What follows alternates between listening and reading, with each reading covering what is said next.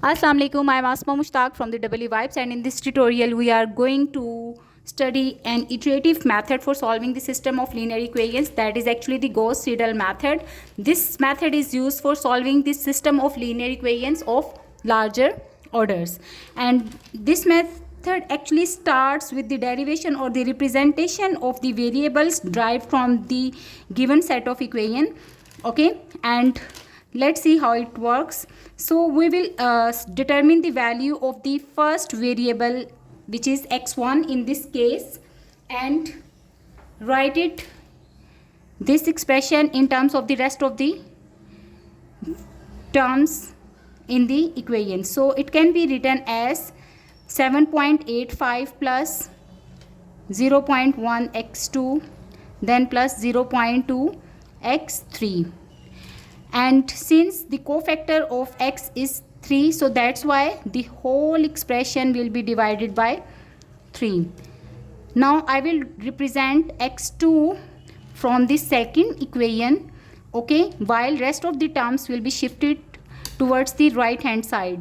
So x2 will be equal to minus 0.1 x1 plus 0.3 x3 minus 19.3, and this whole expression is again divided by with the constant factor which is multiplied with x, and its value is 7 in this case.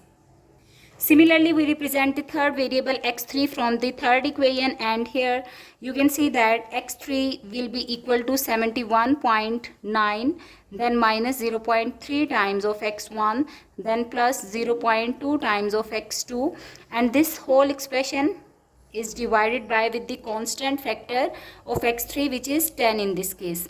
Alright, once you are done with the representation of each variable of the system of linear equations in terms of the remaining equation variables or terms, the next step is to choose an initial guess for determining the value of x1. So in the expression or the representation of x1, we can see that x2 and x3 are unknown. They are not given. So we will start with the assumption that x2 is equal to 0 and x3 is equal to 0, and from the equation number 1, let me call it, this is equation number 1, this is equation number 2, and this is equation number 3. Okay, so from this equation what you will do, you will substitute the value of x2 and x3 in the first expression, and from here you will get the first iterative value of x1. Okay, so it becomes 7.85 divided by 3. Why? Because x2 is 0 and x3 is also 0. Okay, once you will simplify it, you will get to know that x1 will be equal to 2.61, 666 and 7. Alright, so you can perform the calculations up to the desired number of the decimal places. Fine. Once you have obtained the updated value of x1, what you are going to do, the next step is to determine the value or first iterative value of the second variable, which is x2 in this case, by substituting the value of x1 that you determined recently. Okay, so it becomes minus 0.1 times of 2.616667 plus x3 is still unknown in this expression, so that's why we will assume its value is equal to 0, minus 19.3, and let's just divide it by 7, so I can write 1 over 7 over here. Fine. If you will simplify this expression, you will see that x2 is equal to minus 2.79 4524. Okay, so far we have updated the values of the variable x1 and x2. So these both values are the updated values, while these are the initial guesses, so I can write it as 0th iterations. Fine. Now moving to next, we have to determine or approximate the value of x3 now. So x3 can be determined by substituting the updated values of x2 and x1 in its expression. Okay, so what I will do, it's equal to 1 over 10, then 71.9 minus 0.3 into x1, and x1 was equal to 2.616667, and the last term was minus 19.3.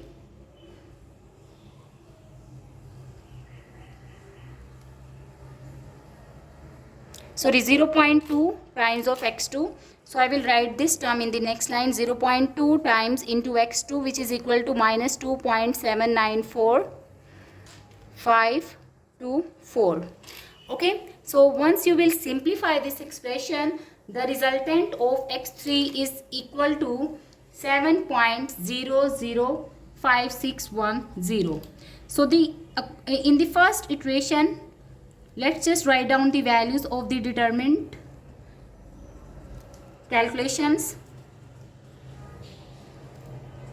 So x1 was equal to 2.616667, while x2 is negative, which is equal to minus 2.794524, while x3 is equal to 7.005610.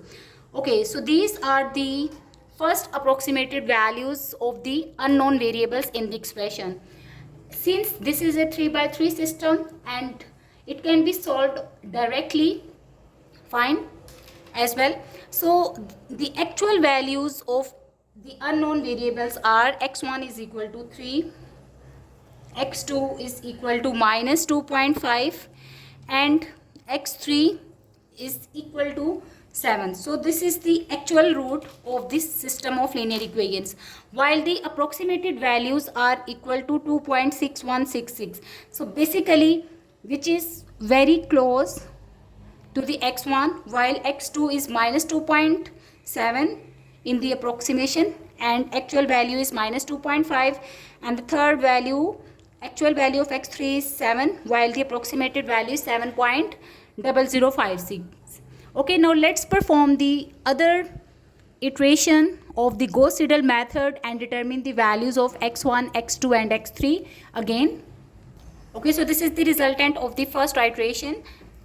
Now let's perform the second iteration and determine the value of x1 again. Okay, this time what we have to do, as 7.85 is the constant, then 0.1 times of x2, and this x2 is actually the value determined in the previous iteration. Fine, so let's just substitute its value. It becomes minus 2.794524. all right, then plus 0.2 times of x3, 7.005610. okay, and this whole expression is divided by 3. So let's just divide it by 3. You will get the resultant equal to 2.990557. okay, similarly we will determine the value of x2 in the second iteration, and it becomes minus 19.3 minus 0.1 into, now see, we will substitute the value of x1 recently determined, which is equal to 2.990557, then plus 0.3 into 7.005610. okay, and let's just divide this expression by 7. So this value is equal to minus 2.499625. all right, okay, the last variable, which is x3 in this case, is equal to 71.4 minus 0.3 times of the recently determined value x1, which is equal to 2.990557. so 2.990557, then plus 0.2 into minus 2.499625. 6 to 5. Okay, and now this expression will be divided by 10, resulting in the value of x3, which is equal to 7.000291. All right, so far what we have done, we have performed the 2 iterations of the Gauss-Seidel method. Now let's determine the percentage error. So percentage error magnitude is actually equal to x1 second iteration minus x1 first iteration, and then divided by x1 second iteration. Okay, so the value of x in the second iteration is 2.990557. all right, then subtract this value from the previously determined value, or the value in the first iteration, which is equal to 2.6616667, and then divide it by 2.990557.